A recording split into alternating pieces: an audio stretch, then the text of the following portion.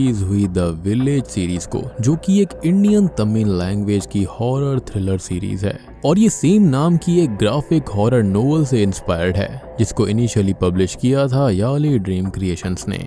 इस सीरीज के अंदर टोटल 6 एपिसोड्स हैं और इस वीडियो के अंदर मैं आपको सारे के सारे एक्सप्लेन कर दूंगा। ये एक ऐसे गांव की कहानी है जहां पर अचानक से ही सब कुछ बंजर हो जाता है, लेकिन उसकी गहराई में एक ऐसा ईविल लर्क करता है जिसकी वजह से वहां पर जो कोई इंसान जाता है वो कभी लौट कर वापस नहीं आता।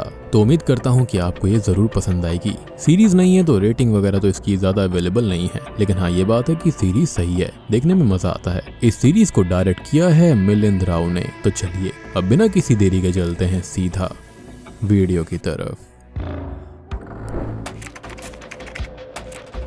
एपिसोड 1 की शुरुआत होती है 2005 से, जहां पर हम थूथुकुडी जिले के अंदर कहीं से एक बस को गुजरता हुआ देखते हैं। उस बस के अंदर सेतु नाम का एक आदमी था जो कि अपनी माँ, सासू माँ और गांव के कुछ लोगों के साथ अपनी प्रेग्नेंट वाइफ माला को लेकर दूसरे गांव जा रहा होता है, क्योंकि उसके गांव नामलाई के डॉक्टर ने प्रेगनेंसी के अंदर कुछ कॉम्प्लिकेशंस बता दी थी, तो उसको डॉक्टर के पास जाना था। खैर यहाँ पर अब काफी बारिश हो रही होती है और आगे रास्ते में जाकर उन्हें एक पेड़ मिलता है, जिसकी वजह से रास्ता ब्लॉक हो गया था। अब पहले तो वो लोग पेड़ को हटाने की कोशिश करते हैं, जो कि नहीं हटता, और तभी सेतु ये सजेस्ट करता है कि उन्हें शहर की तरफ फैक्ट्री वाले रास्ते से जाना चाहिए, जिस पर थोड़ा सा झिझक कर सभी एग्री हो जाते हैं और उस रास्ते पर चले जाते हैं। और तभी हम यहाँ पर छुपे हुए कुछ लोगों को देख पाते हैं जिन्होंने शायद वो पेड़ रोड के बीच में जानबूझकर रखा था। अब सेतु और बाकी सभी उस रास्ते से जा ही रहे होते हैं और वो माला को बता देता है कि वो फैक्ट्री वाले रास्ते से जाएंगे। तो ये सुनकर वो बहुत परेशान होकर ये कहती है कि उस रास्ते में तो कटियाल गांव भी पड़ता है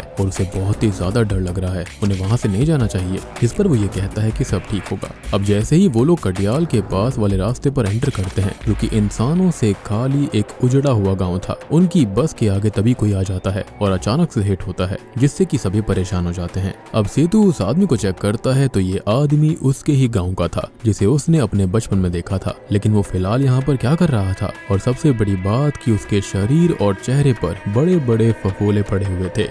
खैर तभी हम आसपास लटके हुए ट्रैप्स को भी देख पाते हैं, साथ ही साथ कोई उनके ऊपर नजर भी रख रहा था। और तभी एक ब्लेड आकर ड्राइवर को बीच से काट देता है, जिसके बाद वहां पर कुछ अजीब से लोग आ जाते हैं जो कि दिखने में राक्षस जैसे थे और वो जानवरों जैसे गुर्रा भी रहे थे। वो काफी ज्यादा वायलेंट होते हैं, तो इनको हम क्रीचर्स बुलाएंगे, जो कि एक एक करके सब पर हमला करते हैं। भालों से उनको छेद देते हैं और काट पीट देते हैं और ऐसे ही सबको खत्म कर दिया जाता है। और माला अपने पति को मरता देख टूट जाती है और फाइनली पर भी हमला कर दिया जाता है, जिसके साथ सीन यहीं पर शिफ्ट हो जाता है। खैर अब कहानी प्रेजेंट टाइम के सिंगापुर में आ जाती है, जहां पर हम प्रकाश नाम के एक पैरालाइज्ड और काफी अमीर बिजनेसमैन को देख पाते हैं, जो कि फरहान नाम के एक मर्सनरी को हायर करता है, जिसकी टीम के अंदर 3 लोग और थे और वो खुद को क्लीन अप क्रू बुलाया करते थे। प्रकाश यहाँ पर फरहान को मिशन समझाता है, जिसके अंदर उसे कटियाल गाँव जाना था, जिसको हमने शुरुआत में देखा, और वहाँ पर उसके साथ साइंटिस्ट भी जाएंगे और वो फॉरेस्ट, फैक्ट्री और कोस्ट के कुछ सैंपल्स लेंगे, जिनको सही सलामत वापस लाने की जिम्मेदारी फरहान और टीम की होगी। खास करके उन सैंपल्स को पूरी सेफ्टी के साथ यहाँ पर लाना है और ये मिशन पूरी तरह से सुपर कॉन्फिडेंशियल होगा। अब वो उसे उसकी पेमेंट दे देता है और यहाँ से जाने के लिए एयरक्राफ्ट और वहाँ पर कहाँ लैंड करना है उसके लिए टैबलेट देता है, जिसके अंदर कोऑर्डिनेट्स थे, और ये कहता है कि उनका खास आदमी जगन भी उनके साथ जाएगा। लेकिन अब जगन परेशान होकर अकेले में प्रकाश से बात करता है कि वो नहीं जा सकता, जिस पर वो ये बताता है कि वो एक लौता जिंदा इंसान है जिसे उस जगह के बारे में पता है, तो उसे तो वहाँ पर जाना ही पड़ेगा, अदरवाइज वो उसकी वाइफ को उसकी सच्चाई बता देगा। इस पर जगन मान जाता है। खैर अब थूथुकुडी के पास हमें कपल डॉक्टर गौतम और उसकी वाइफ नेहा को देख पाते हैं, जो कि अपने शहर नागापट्टिनम से चेन्नई जा रहे होते हैं, लेकिन रास्ते में एक्सीडेंट हो रखा था तो वो वहीं पर फंस जाते हैं। और तभी नेहा ये सजेस्ट करती है कि ऑनलाइन मैप एक दूसरा रास्ता सजेस्ट कर रहा है, जो कि जंगलों से सीधा हाईवे की तरफ निकलता है, तो उन्हें वहां से जाना चाहिए। और अब गौतम ठीक ऐसा ही करता है। उन दोनों की एक बेटी भी है जिसका नाम माया है। खैर अब इसी बीच हम नामला एक गाँव को देख पाते हैं, जहाँ पर हम पांडियन नाम के एक बार ओनर को देखते हैं, जिससे मिलने उसके गाँव के 2 दोस्त शक्ति और करुणा गम आते हैं और वो तीनों आपस में बात करने लगते हैं। खैर इधर गौतम और फैमिली रास्ते से जा रहे थे और ये वही रास्ता है जो कि हमने मूवी की शुरुआत शुरुआत में देखा था, यानी कि वही फैक्ट्री के पास वाला। और अब वो कटियाल के पास वाले रास्ते पर सेम उसी स्पॉट पर आते हैं जहाँ पर सेतु की बस रुकी थी, और यहाँ उनकी कार के आगे के दोनों टायर्स अचानक से पंक्चर हो जाते हैं। खैर अब गौतम चेक करता है तो टायर्स के अंदर कीलें घुसी हुई थी, यानी कि उनको किसी ने जानबूझकर वहाँ पर रखा। खैर वो नेहा से ये कहता है कि वो आगे जाकर मदद ढूंढ कर लाएगा, तब तक वो, माया और उनका डॉग हैप्टिक कार में ही बैठे रहे। खैर इसी बीच हम फरहान और उसकी टीम को देखते हैं जो कि कटियाल कोस्ट पर पहुंच ही रहे थे, और जगन यहाँ पर आने से बहुत ही ज्यादा डरा हुआ था। खैर तभी हम नामलाई में पांड्यन, शक्ति और करुणागम को देख पाते हैं जो कि आपस में बात कर रहे थे। तभी वहाँ गौतम आ जाता है जो कि उनसे मदद मांगते हुए ये बोलता है कि वो पिछले 1.5 घंटे से घूम रहा है और उसकी कार एक जगह पर खराब हो चुकी है, तो उसको मदद चाहिए। जिस पर वो पूछते हैं कि कहाँ पर है उनकी कार, तो वो याद करके बताता है कि वहाँ पर कटियाल का बोर्ड लगा हुआ था। और ये सुनकर वहाँ पर मौजूद हर एक के चेहरे का रंग उड़ जाता है, सभी डर जाते हैं। इवन एक बूढ़ा आदमी तो गौतम से ये भी कहता है कि उसने बहुत बड़ी गलती कर दी है, और ये तीनों भी वहाँ पर जाने से साफ इनकार कर देते हैं और बताते हैं कि वहाँ सालों से कोई भी नहीं गया, क्योंकि वहाँ पर जाने वाला कभी लौट कर नहीं आता, क्योंकि वो जगह हॉन्टेड है जहाँ पर खून के प्यासे भूतों का वास है। और गौतम ऑब्वियसली पढ़ा लिखा था तो इन बातों पर वो यकीन नहीं करता। वो उनसे ही उल्टा पूछता है कि क्या उन्होंने कभी भूत देखा है, जिस पर वो कहते हैं कि उन्होंने देखा तो नहीं है, लेकिन वहाँ से कभी कोई लौट कर वापस नहीं आता। और लोग ये कहते हैं कि वो जगह हॉन्टेड है तो सब उससे दूर ही रहते हैं, और ऐसी जगह पर क्यों जाना है जहाँ से कोई वापस नहीं लौटता। और शक्ति कहता है कि उसने कटियाल का नाम ले लिया है तो अब उसकी वैसे भी कोई मदद नहीं करेगा। तो अब गौतम गुस्से में वापस चला जाता है, जिसे वो लोग रोकने की कोशिश भी करते हैं। इनफैक्ट यहाँ पर वो ये भी सोच रहे थे कि उसके बीवी और उसकी बच्ची बचे भी नहीं होंगे, जिसके बाद वो थोड़े से परेशान भी हो जाते हैं। खैर अब हम कार को देख पाते हैं जिसके पास वही क्रीचर आते हैं जो कि शुरुआत वाले थे, जिन्होंने उस कार के ऊपर नजर बनाई हुई थी। और उनकी प्रेजेंस फील करके हैप्टिक भी भौंकने लगता है, और नेहा को लगता है कि उसे टॉयलेट जाना होगा, तो वो गलती से डोर को ओपन कर देती है। और अब वो जंगलों में कहीं भाग जाता है जिसे वो लेने जाती है, जिसके पीछे माया भी भाग जाती है। और तभी नेहा के पैर में एक ट्रैप आकर लगता है और उसे जंगलों में खींच लेता है, और माया के सामने एक क्रीचर आकर खड़ा हो जाता है, जिसके साथ ही एपिसोड 1 यहीं पर खत्म हो जाता है। खैर अब एपिसोड 2 शुरू होता है 2 हफ्ते पहले कटियाल से ही, जहां पर कुछ साइंटिस्ट आए हुए थे जिन्हें प्रकाश नहीं भेजा है, और वो लोग वहां पर बहुत ही अजीब बड़े बड़े ग्लोइंग फूल और पौधे देखते हैं जो कि नॉर्मली कहीं भी नहीं पाए जाते। अब वो लोग उन पौधों के ऊपर से उस पर लगी हुई चिपचिपे से लिक्विड का सैंपल लेने लगते हैं। और अब एक साइंटिस्ट आगे जाता है तो उसे काफी अजीब सा पेड़ दिखता है जिस पर खून जैसा कुछ लगा हुआ था, और इंसानों जैसे कुछ ऑर्गन्स भी पेड़ पर लटके थे, और उसकी रूट्स के पास बीचों बीच हार्ट जैसी चीज भी लगी हुई थी जो कि धड़क रही थी। और हम समझ पाते हैं कि वो पेड़ असल में जिंदा है। अब तभी वहाँ पर अचानक से ही हलचल शुरू हो जाती है, और यहाँ पर रेडिएशन के लेवल्स काफी बढ़ चुके थे। और तभी वहाँ पर वो क्रीचर्स आते हैं और उन तीनों पर हमला करके उन्हें खत्म कर देते हैं। यानी कि प्रकाश यहाँ पर साइंटिस्ट काफी पहले से ही भेज रहा था, यानी कि उसको कटियाल के बारे में नॉलेज थी। लेकिन भैया एक बात है कि यहाँ पर जो कुछ भी है ना वो काफी भयानक था।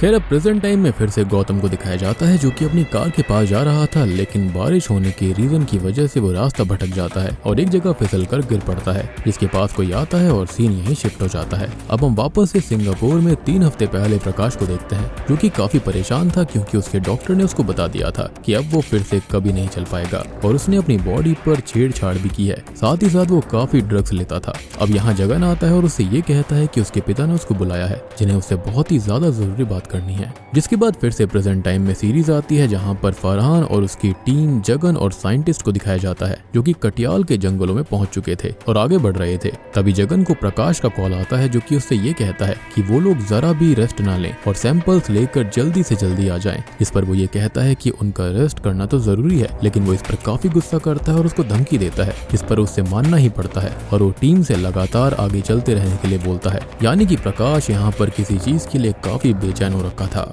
अब यहाँ पर फरहान और टीम को सिर्फ इतना ही बताया गया था कि उन्हें साइंटिस्ट के साथ जाना है और उस सैंपल को बिल्कुल सही सलामत वापस लाना है। अब यहाँ पर इससे ज्यादा ये जगह कैसी है, क्या है, किस चीज का सैंपल, कैसा सैंपल लेना है, उन्हें कुछ भी बताया नहीं गया था। यानी कि जिनको आप यहाँ पर भेज रहे हो उन्हीं से चीजें टॉप सीक्रेट रखी गई। और अभी भी जगन बस उनको लेकर जा रहा था, लेकिन कहाँ ये वो भी नहीं जानते थे। और आपको याद होगा कि कुछ टाइम पहले प्रकाश ने यहाँ पर पहले भी साइंटिस्ट को भेजा, लेकिन वो मारे गए थे। तो मेरे ख्याल से यहाँ पर सिक्योरिटी के लिए फरहान और उसकी टीम को भेजा गया था ताकि वो लोग किसी चीज से बच पाएं। खैर तभी हम कटियाल के पास गौतम को देख पाते हैं, जिसके पास आखिरी सीन में कोई आया था। तो उसके पास असल में शक्ति, करुणागम और पांड्यन आ गए थे क्योंकि उन्हें उस पर तरस आ गया था। और यहाँ बारिश भी हो रही थी तो वो थोड़ा रेस्ट करते हैं और फिर वहां से ट्रैक्टर से निकल जाते हैं। और गौतम उनसे कटियाल की कहानी पूछता है जो कि करुणागम बताता है। और तभी हम फ्लैशबैक देख पाते हैं, जिसके बाद हम 1989 के कटियाल को देख पाते हैं, जो कि बाकी सभी गाँव की तरह एक आम गाँव था जहाँ पर लोग रहा करते थे। और वहाँ पर करुणागम अपनी बहन कोड़ी और वाइफ के साथ मजदूरी किया करता था। और उसका बेटा सेतु भी यहीं पर खेलता रहता था, जिसको एक डॉक्टर बनाने का सपना करुणागम देखता है। यानी कि शुरुआत में हमने जिस सेतु को देखा था वो कोई और नहीं बल्कि उसका ही बेटा है। खैर अब ये जगह गांव के जमींदार साईराज की थी, जो कि अपने भाई पौनराज को वहां की जिम्मेदारी सौंपता है। और पौनराज एक काफी बुरा घटिया सोच का इंसान है, जो कि आते ही मजदूरों को गाली देने लगता है, ताने मारने लगता है और सेतु पर गुस्सा करता है, जिसे करुणागम रोकता है और उन दोनों का झगड़ा हो जाता है, जिसके अंदर कोड़ी भी बोलती है। और अब वो करुणागम को बंदूक के बट्टे से मारकर बेहोश कर देता है और कोड़ी के कपड़े फाड़ने लगता है, जिससे बचने के लिए वो अपनी जान देती है। अब अगले सीन में करुणागम अपनी बहन का अंतिम संस्कार करता है और पौनराज के पास जाता है, जिसका वो प्राइवेट पार्ट काट देता है और उसे पीटते हुए उसे घर लाता है। और अब साईराज उस पर गुस्सा करते हुए गन तान लेता है, लेकिन उसका बेटा शक्ति, जो कि करुणागम का बचपन का बहुत ही अच्छा दोस्त था, वो उसको रोक देता है। और इसी बीच होता यह है कि साईराज गोली चलाता है, जो कि एक आदमी को लग जाती है। और अब जैसे तैसे शक्ति बीच बचाव करता है और वो करुणागम और उसके साथ आई हुई भीड़ को वापस भेज देता है, क्योंकि उनके साथ में अन्याय हुआ था। खैर अब कहानी प्रेजेंट टाइम में आती है और वो लोग उस जगह पहुंच चुके थे जहां पर गौतम ने कार रोकी थी। लेकिन गौतम शॉक्ड हो जाता है क्योंकि वहां पर ना ही कार थी, ना ही उसकी बेटी और ना ही उसकी बीवी, जिसकी किताब उसे पास में ही पड़ी हुई मिलती है। और अब वो काफी परेशान हो जाता है। करुणागम तभी शक्ति से बोलता है कि शायद कार को खींचकर कटियाल के अंदर ले गए होंगे। और अब हम एक बड़े से क्रीचर जैसे इंसान को देख पाते हैं, जो कि इजीली उस कार को एक हाथ से खींचते हुए ले जा रहा था, जो कि एक आम इंसान के लिए नामुमकिन था। और इसी के साथ एपिसोड 2 भी यहीं पर खत्म हो जाता है। एपिसोड 3 की शुरुआत में हम फरहान, उसकी टीम, साइंटिस्ट और जगन को देखते हैं, जो कि उसी जंगल तक पहुंच चुके थे जहां पर हमने पहले उन 3 साइंटिस्ट को देखा था। और अब वो लोग भी यहां के सैंपल्स को लेने लगते हैं। और प्रकाश की कंपनी एक्सोजेनिक्स की पुरानी सैंपल बॉटल्स वहां पर डली हुई हमें दिखाई देती हैं। और पेड़ पर एक सर लटका हुआ था, जो कि किसी और का नहीं बल्कि आखिरी एपिसोड वाले साइंटिस्ट का था, जिसको क्रीचर ने खत्म कर दिया। और अब फरहान जगन से पूछता है कि क्या उनके अलावा भी यहाँ पर पहले कोई टीम आई थी, जिसका उसके पास कोई भी जवाब नहीं था, या फिर ये कहें कि वो कोई जवाब देना नहीं चाहता था। और उस कटे सर को देख सभी काफी परेशान हो जाते हैं, क्योंकि वो समझ गए थे कि ये जगह उतनी सुरक्षित नहीं थी। इसके साथ सीन यहीं पर शिफ्ट हो जाता है। खैर अब 3 हफ्ते पहले का एक फ्लैशबैक दिखाया जाता है, जब प्रकाश अपने पिता से बात करने आया था। वो उनसे बहुत ही ज्यादा नफरत किया करता था। वो उनको बताता है कि डॉक्टर ने मना कर दिया है कि वो कभी चल भी पाएगा, क्योंकि अब उस पर स्पाइनल कॉर्ड थेरेपी भी काम नहीं कर रही थी और उसकी सारी नर्व्स डैमेज हो चुकी हैं। और शुरुआत तब हो गई थी जब वो 8 साल का था और उसके पिता ने जब उसको एक इंजेक्शन दिया था। खैर अब उसके पिता उससे माफी मांगने लगते हैं और ये कहते हैं कि उन्होंने जो कुछ किया वो गलत किया, उन्हें उसके पास रहना चाहिए था, लेकिन वो हमेशा इसी कोशिश में लगे रहे कि वो कैसे भी करके उसे ठीक कर दें। और अब वो उसे एक फाइल देकर उसे अपनी कहानी बताने लगते हैं। और तभी हम फ्लैशबैक देखते हैं 1989 का, और वो भी एक साइंटिस्ट ही थे, जो कि दिन रात उस केमिकल कंपोजिशन से पता लगाने की कोशिश कर रहे थे जिससे प्रकाश का नर्व डैमेज ठीक हो सके। और उसने 1991 तक यानी कि 2 साल में अनगिनत एक्सपेरिमेंट्स किए थे, टेस्ट किए थे, लेकिन कोई भी सक्सेस उसके हाथ नहीं लगी थी। लेकिन अब उसे एक केमिकल के बारे में पता चला है जिसका नाम है लैंटेनाइट। और इस तरह से प्रकाश को कटियाल गांव के बारे में पता चला था। अब देखो फिलहाल इतनी कहानी तो समझ में आ रही है कि कटियाल गांव के अंदर एक खास पदार्थ मिलता है और वो प्रकाश को चाहिए अपने नर्व डैमेज को ठीक करने के लिए। लेकिन असल बात यह है कि कटियाल गांव का राज क्या था और ये केमिकल पर्टिकुलरली कटियाल गांव में क्या कर रहा है, कैसे आया है, या फिर यहाँ के राज क्या है, तो इसके असली पत्ते तो अंत में ही खुलेंगे। खैर अब हम देखते हैं गौतम और उसकी मदद करने वाले 3 लोगों को, जहाँ पर वो कटियाल गांव में आ चुके थे और ये गांव पूरी तरह खाली था, जिसके बारे में करुणागम फिर से बताने लगता है। और हम 1991 का फ्लैशबैक देखते हैं जब इस गांव में वो लोग अच्छे से रहा करते थे, लेकिन एक दिन जमींदार सारी जमीन एक्सोजेनिक्स कंपनी को बेच देता है, मीन्स प्रकाश के पिता को, जिनका मैनेजर जगन आकर उस जगह को खाली करवाता है। अब करुणागम और बाकी लोग जमींदार के पास जाते हैं, जो कि उनसे ये कहता है कि ये जमीन उसकी ही थी, इसलिए उसने बेच दी और वो लोग कहीं भी जाए उन्हें वो वैसे ही पसंद नहीं करता। और तभी शक्ति अपने पिता के इस फैसले के खिलाफ हो जाता है और उनसे ये कहता है कि वो उन सभी गाँव वालों को अपनी नामलाई गाँव की जमीन पर रखेगा। और तभी साईराज अपने बेटे का भी बहिष्कार कर देता है और उसकी माँ को भी डियटी पजेस करती थी, जिसको माता आना भी कहा जाता था, और वो गुस्से में उसे बददुआ देकर बेहोश हो जाती है। यानी कि इस जमीन को लेकर भी कुछ न कुछ राज यहाँ पर दफन थे। तभी हमें नेहा को दिखाया जाता है, जिसे कहीं पर बांध कर रखा गया था और माया को वहीं एक केज में रखा गया था, जिसके पास एक ड्वार्फ क्रीचर आता है, जिसे देखकर नेहा बहुत डर जाती है। और अब उसके पास एक क्रीचर आकर उसे हॉन्ट करता है और हमें अभी भी समझ में नहीं आता कि ये इंसान जैसे क्रीचर्स हैं या फिर क्रीचर जैसे इंसान हैं। हालांकि ये इंसान तो कहीं से कहीं तक नहीं लग रहे थे। खैर तभी हम फरहान, उसकी टीम और साइंटिस्ट को देखते हैं, जो कि उस कटे हुए सर को एग्जामिन कर रहे होते हैं और ये बताते हैं कि उसे बॉडी से उखाड़ कर अलग किया गया था। लेकिन शॉकिंग पार्ट ये है कि ये टीम 2 हफ्ते पहले आई थी, लेकिन इस सर को देखकर लग रहा है जैसे कि ये 2 या 3 दिन पहले ही खत्म हुआ है। और उसके ऊपर जो ये बलगम जैसी चीज लगी हुई है वो उसे डिकम्पोज होने से रोक रही है। शायद ये एक तरह से डेड सेल्स को रीजनरेट कर रही थी। खैर अब वो लोग आगे जाते हैं और यहाँ पर भी उन्हें अजीब सी चीजें मिलती हैं और सर पेड़ पर लटके हुए मिलते हैं। और अब उनके पास काफी सारे क्रीचर्स आ जाते हैं, चिल्लाने लगते हैं। और तभी फरहान की टीम के एक मेंबर लकी को वो खींचकर पेड़ पर ले जाया जाता है और उसकी गर्दन को चबाकर उसे खत्म करके नीचे फेंक दिया जाता है। ये देखकर वो लोग बहुत ही ज्यादा डर जाते हैं, लेकिन अब कुछ समय के लिए वो क्रीचर्स गन्स की आवाज को सुनकर वहां से निकल जाते हैं। खैर तभी फरहान और उसकी टीम लकी को रिस्पेक्टफुल तरीके से वहीं पर बैरी करते हैं और फरहान जगन से पूछता है कि आखिर यहाँ पर है क्या जिससे उन्हें लड़ना है, लेकिन वो अभी भी उसे कुछ भी क्लियरली नहीं बताता। तभी हम एक साइंटिस्ट को उस अजीब से ऑर्गन्स वाले पेड़ के पास देखते हैं, जो कि उसके बारे में अपने साथियों को बताता है, जिस पर फरहान उनको ये कहता है कि उन सभी को सेफ रहना होगा, तो वो सभी लोग एक साथ रहें, अकेले कहीं भी ना जाएं। जिसके बाद हम कटियाल गांव के अंदर गौतम और उन तीनों को देख पाते हैं, जो कि यहाँ वहाँ घूमकर नेहा और माया को ढूंढ रहे थे। और घूमते हुए वो शक्ति के पेरेंट्स के घर तक पहुंच जाते हैं। जहाँ पर वो अंदर जाते हैं तो वहाँ पर उनको एक पेड़ मिलता है जिस पर स्कल्स लटके हुए थे। खैर अब तभी वहाँ पर 2-3 क्रीचर्स आकर उन पर हमला कर देते हैं और जैसे ही वो लोग उनसे बचकर उन्हें खत्म करते हैं तो वहाँ पर एक बड़ा सा क्रीचर अपने अजीब से मॉन्स्टर जैसे डॉग्स को लेकर आता है और उन पर छोड़ देता है। वो लोग डॉग से बचते हैं और भागते हैं और वो एक को खत्म भी कर देता है। और ये डॉग्स बहुत ही ज्यादा डेंजरस और खूंखार थे, जो कि उनको मार कर ही दम लेते। तो वो उनसे बचने के लिए एक गड्ढे में कूद जाते हैं, जिसके साथ एपिसोड 3 भी यहीं पर खत्म हो जाता है।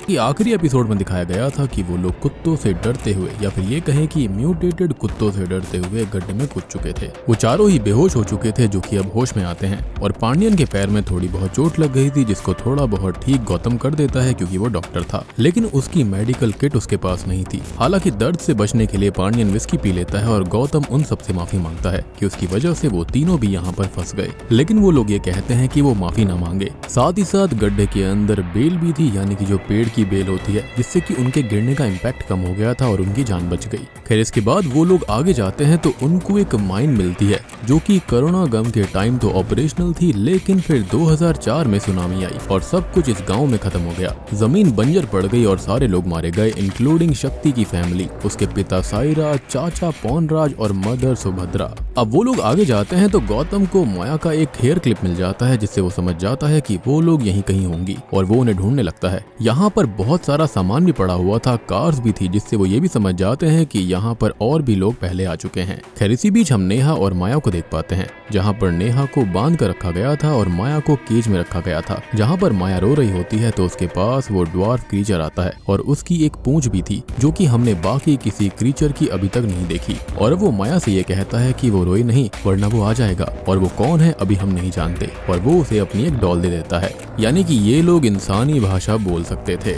खैर तभी हम गौतम और बाकी तीनों को देखते हैं, जहाँ पर गौतम काफी परेशान हो चुका था और अब उन्हें कोई चैंटिंग की आवाज सुनाई देती है, जिसको सुनकर शक्ति ये बोलता है कि ये तो उनकी देवी की प्रेयर है। और वो लोग उस आवाज का पीछा करने लगते हैं और तभी वो एक जगह पर पहुंचते हैं, जहाँ पर उनको कोई क्रीचर देवी की पूजा करता हुआ दिखता है और एक लड़की को उसने बांध कर रखा हुआ था, जिसकी वो बलि देने वाला था। लेकिन गौतम उसे धक्का देकर उस लड़की को बचा लेता है और अब वो क्रीचर, जिसकी पूरी बॉडी पर बड़े बड़े फोड़े थे, स्किन सड़ी हुई थी, वो शक्ति को देखकर ये बोलता लगता है कि वो एक गद्दार है। और तभी हम और शक्ति उसको पहचान लेते हैं कि वो क्रीचर कोई और नहीं बल्कि उसका ही पिता साइराज है, जिसको 2004 की सुनामी में सबके साथ मरा हुआ समझ लिया गया था, जिसको ऐसी हालत में जिंदा देखकर सबके होश उड़ जाते हैं। यानी कि ये सब क्रीचर्स नहीं हैं बल्कि इंसान ही थे।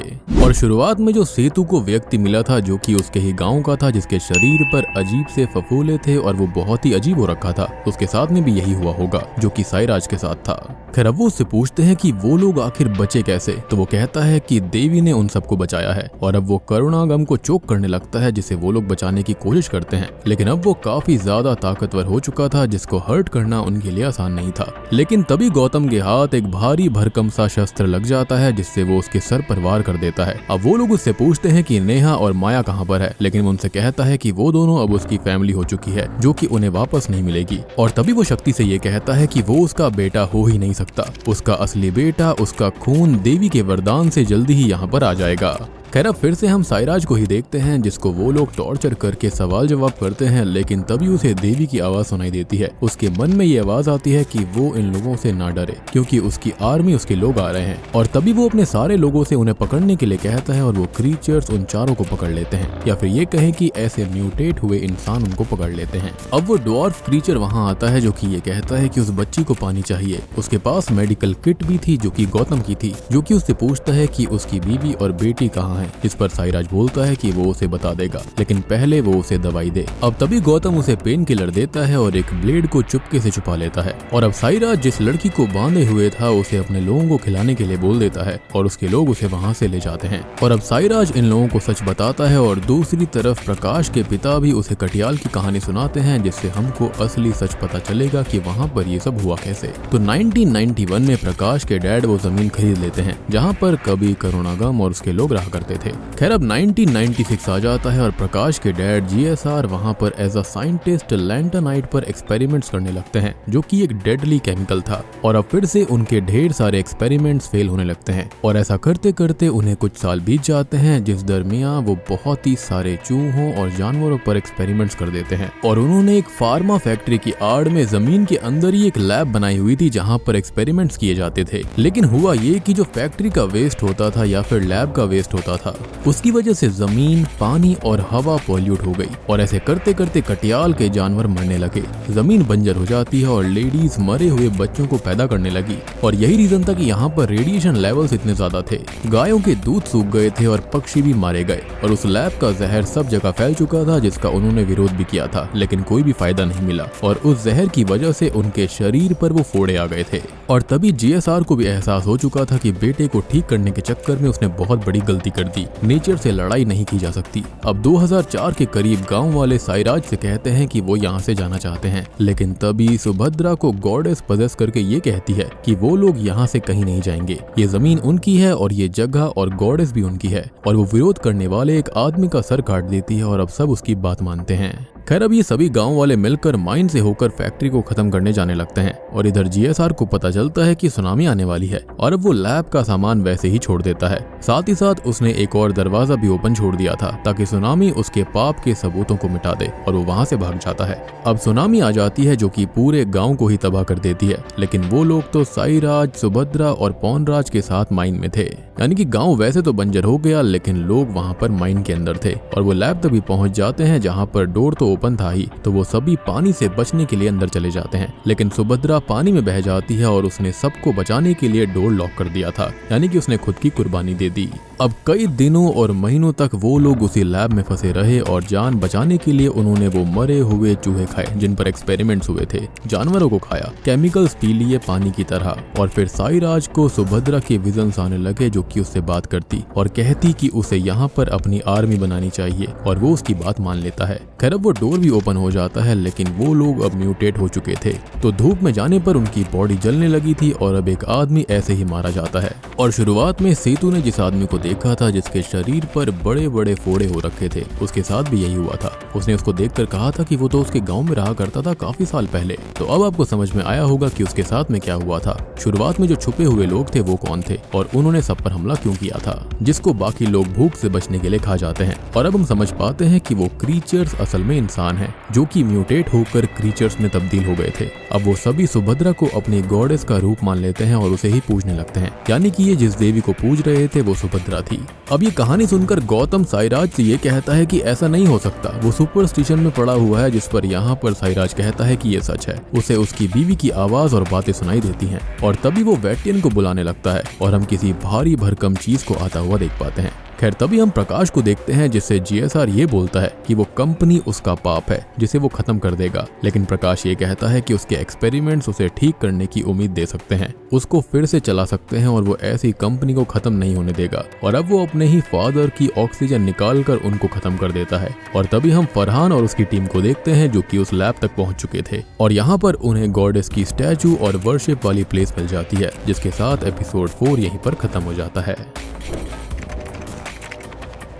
एपिसोड 5 के अंदर हम साईराज के बेटे वेटियन को देख पाते हैं जो कि बहुत ही बड़ा, पावरफुल और डेंजरस क्रीचर है, या फिर ये कहें कि म्यूटेंट है। और आखिरी एपिसोड से हम जान चुके हैं कि ये लोग म्यूटेंट्स बन गए थे, लेकिन हम फ्लो के लिए इनको क्रीचर्स ही बुलाएंगे। तो अब साईराज वेटियन को शक्ति को खत्म करने के ऑर्डर दे देता है, लेकिन पीटर उसे बचाने के लिए वेटियन को गुस्सा दिलाने लगता है और अब वेटियन उसे खत्म कर देता है और उसे अपने लोगों को, यहाँ के छोटे छोटे बच्चों को खिला देता है। और अब यहाँ पर एक सवाल आता है कि यहाँ पर वो लोग फंस चुके थे, फिर वो म्यूटेंट बने, उनकी लेडीज तो बच्चे पैदा नहीं कर सकती थी, फिर वेटियन, वो ड्वार्फ और बाकी ये छोटे छोटे बच्चे कहाँ से आए थे। खैर इसके बाद में साईराज बेहोश हो जाता है, जैसे असल में गौतम ने नींद की दवाई दी थी जिससे वो अभी बेहोश हो गया था। अब गौतम बहुत ही दुखी था पीटर के मरने से और वो कहता है कि उसने उन लोगों को यहाँ पर फंसाया है, लेकिन शक्ति बोलता है कि ये उसकी गलती नहीं है, वो खुद यहाँ पर फंसे हैं और ये जमीन ही ऐसी थी। खैर अब गौतम अपने हाथ की उंगली को काटने लगता है ताकि वो हथकड़ी को खोल पाए, लेकिन वो दोनों उसको रोक लेते हैं और तभी करुणागम उससे वो ब्लेड ले लेता है जो कि उसने छुपा लिया था और वो उससे कहता है कि वो उसे बचाएगा क्योंकि उससे उसे फील मिलेगा कि उसने अपने बेटे सेतु को बचा लिया है जो कि उसकी ही तरह डॉक्टर था। और अब वो अपनी उंगली काट कर खुद को फ्री करता है, फिर उन दोनों को। और अब वो लोग साईराज को होश में लेकर आते हैं और उसे फोर्स करते हैं कि वो उन्हें नेहा और माया तक लेकर जाए और अब वो उसे लेकर घूमने लगते हैं और अब तक वो एक जगह पहुंचते हैं और ये जगह साईराज और उसके लोगों की एक सीक्रेट केव थी जहाँ पर वो अपनी सुभद्रा से बात करने लगता है और वो उन्हें यहाँ पर आने वालों को खत्म करने की बात कहती है और यहाँ पर वो और चीजें अपने बारे में बताता है। साथ ही साथ हम एक फ्लैशबैक भी देख पाते हैं, यानी कि जब ये लोग सारे के सारे म्यूटेंट्स बने और उसके बाद जब ये लैब से फ्री हुए तो ये नामलाई गांव तक पहुंच जाते हैं जहाँ के लोगों को खुश देखकर उन लोगों को जलन होती है और उन्होंने उस गाँव को बर्बाद करने की ठान ली थी। और तभी हम शुरुआती सीन देखते हैं, यानी कि 2005 का, जहाँ पर वो जो बस आ रही थी जिसके अंदर सेतु और माला थे, उसे डाइवर्ट इन लोगों ने ही करवाया था और पेड़ को रास्ते में रख दिया था और फिर उन्होंने ही उस बस पर हमला किया था। और सबसे बड़ी बात कि उन्होंने माला को मारा नहीं था बल्कि उसे वहां पर ले आए थे और अब उन्होंने उसके बच्चे को मार दिया। फिर सबने उसके साथ में गलत काम किया, उसके दोनों हाथ पैर काट दिए ताकि वो सिर्फ एक मशीन बन जाए जिसके साथ वो गलत काम करेंगे, बच्चा पैदा करेंगे। और वो यहीं पर पड़ी हुई है और उसने ही उन सभी बच्चों को, वेटियन को जन्म दिया है और वो कोई और नहीं है बल्कि खुद साईराज की ही पोती है, मतलब शक्ति की बेटी। और साईराज को ये बात पता भी थी। मतलब आप देख रहे हो कि ये लोग जब इंसान थे ना, ये तब भी हैवान ही थे, लेकिन अब वाकई में म्यूटेट होकर ये रियल में हैवान बन गए।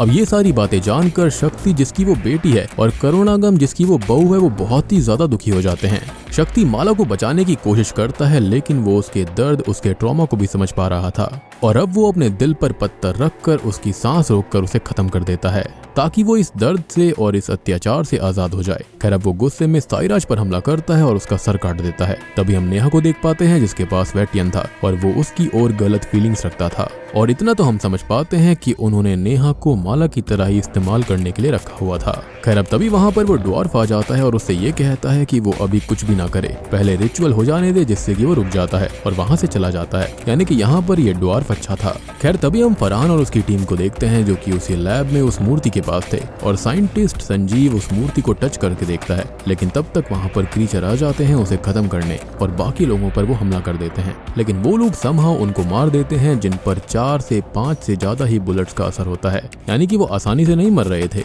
अब फरहान जगन से पूछता है कि उसे पता होगा कि ये सब क्या है, जिस पर वो कहता है कि ये तो उसे भी नहीं पता था। वो खुद 20 साल बाद यहाँ पर आया है और उन्हें जल्दी ही सेफ रूम से सैंपल्स लेकर निकलना चाहिए। अब वो लोग सेफ रूम में पहुंच जाते हैं जहाँ से उन्हें सैंपल्स लेने थे, लेकिन यहाँ भी एक क्रीचर आ जाता है जिसे वो खत्म कर देते हैं और फरहान अपने एक आदमी को एग्जिट चेक करने भेजता है ताकि वो यहाँ से जा पाए। तभी जगन उससे कहता है कि वो मिशन पूरा किए बिना यहाँ से नहीं जा सकता, जिस पर वो कहता है कि अब मिशन लोगों को बचाने का है, लेकिन जगन कहता है कि उसे बाकी के पैसे नहीं मिलेंगे इससे, जिस पर वो एग्री हो जाता है। लेकिन अब वहाँ पर तभी वेटेन आ जाता है और सब पर हमला करने लगता है, जिसे फरहान और उसकी टीम मेंबर हैप्पी रोकने की कोशिश करते हैं, लेकिन उसके ऊपर बुलेट्स का कोई असर नहीं होता। वो इसकी स्किन तक में नहीं जा पा रही थी, बहुत ही मोटी स्किन थी उसकी, और मेरे ख्याल से शुरुआत में यही कार को खींच कर ले जा रहा था। खैर अब वो फरहान को दूर फेंक कर हैप्पी को पकड़कर बीच से फाड़ देता है और वहां से चला जाता है। तभी फरहान हैप्पी की इस हालत को देखकर बहुत दुखी था। उसे वो ट्रिब्यूट देता है और जगन को ढूंढने लगता है क्योंकि जगन वहां से भाग गया था।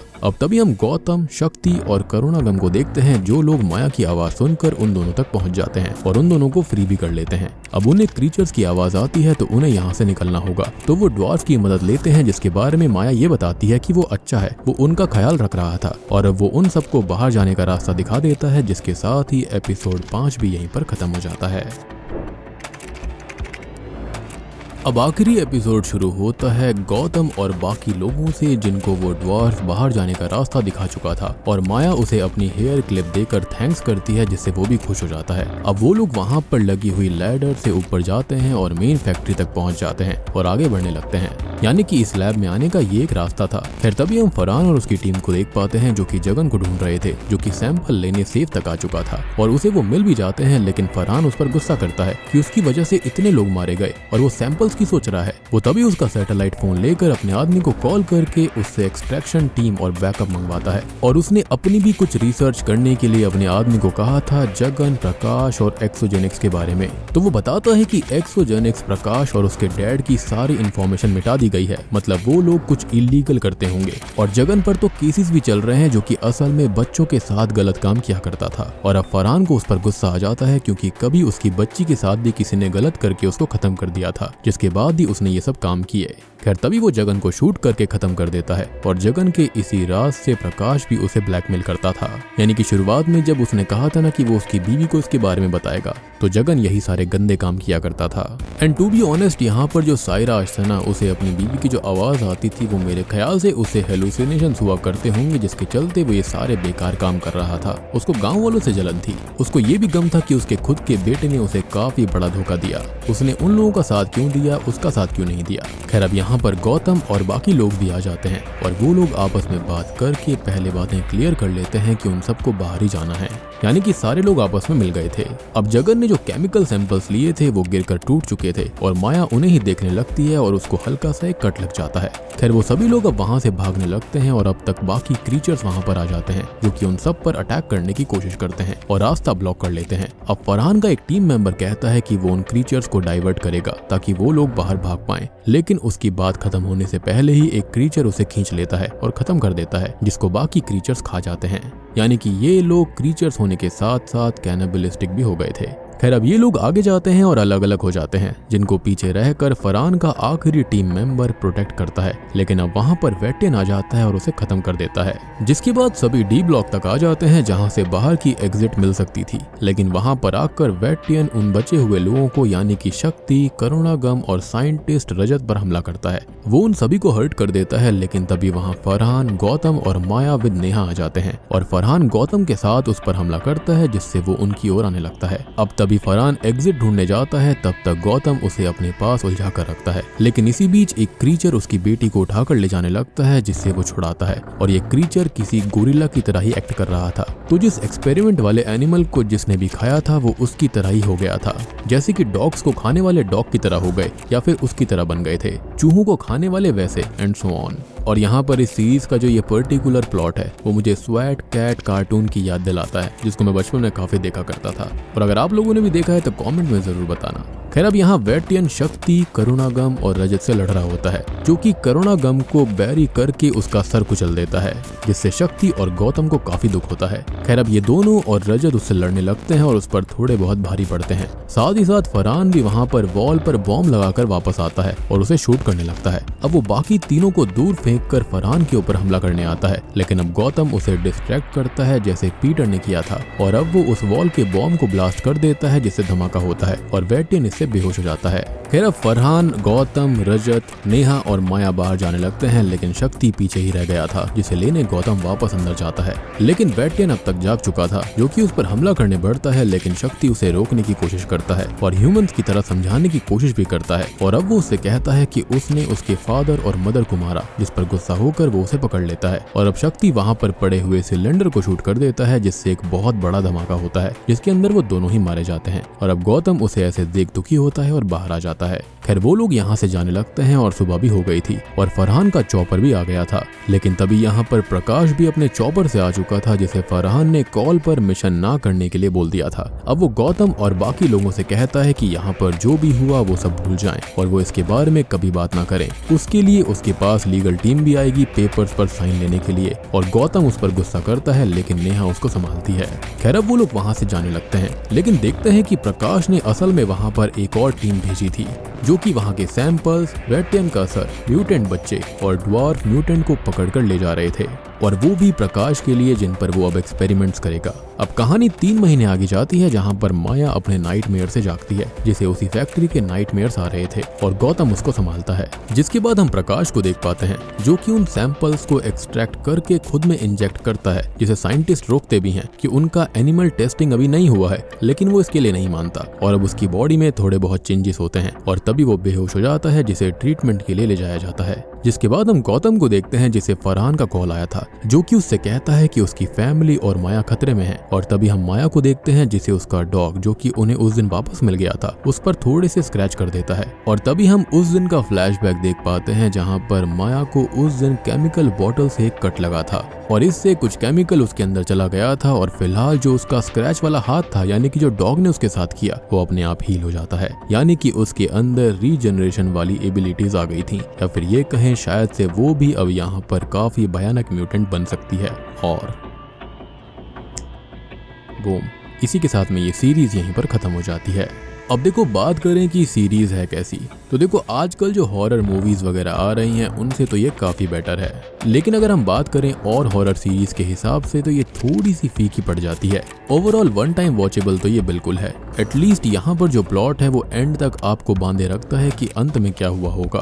और इस मूवी का जो बिजनेसमैन प्रकाश है वो मुझे कुछ क्रिश 3 के काल की याद दिलाता है, जो कि व्हील चेयर पर था और अपने अंदर कुछ ऐसी चीजों को इंजेक्ट करना चाहता था, या फिर ये कहें कि क्रिश के डीएनए को, जिससे कि वो वापस चल पाएगा। अब देखो बात करें माया के बारे में, तो मेरे ख्याल से या तो वो खुद इनके लिए खतरा बन सकती है, या फिर ये कहें कि जो एक्सोजेनिक्स कंपनी के लोग हैं वो उसको लेने के लिए आ रहे हैं। शायद से वो समझ गए होंगे कि यहाँ पर जो माया है वो बिल्कुल इम्यून हो चुकी है, क्योंकि अगर उसे म्यूटेंट में परिवर्तित होना होता तो वो अब तक हो चुकी होती, लेकिन वो नॉर्मल इंसान थी और उसके पास में काफी बढ़िया वाली रीजनरेटिव एबिलिटीज आ गई थी। तो इन सब के बारे में तो सीजन 2 के अंदर ही पता चलेगा, अगर वो आता है तो। और फरहान ने उसको ऐसी क्या बात बताई जो कि उनके साथ में कटियल के अंदर हुआ था। खैर जो भी हो, सीरीज देखने में तो मजेदार है, एक टाइम तो देख ही सकते हैं। उम्मीद करता हूँ कि आपको सीरीज और एक्सप्लेनेशन पसंद आई होगी। पसंद आई है तो वीडियो को लाइक कर देना, चैनल के ऊपर नए हैं तो सब्सक्राइब कर लीजिए। तो मैं आप सबको मिलता हूँ अगली वीडियो के साथ में।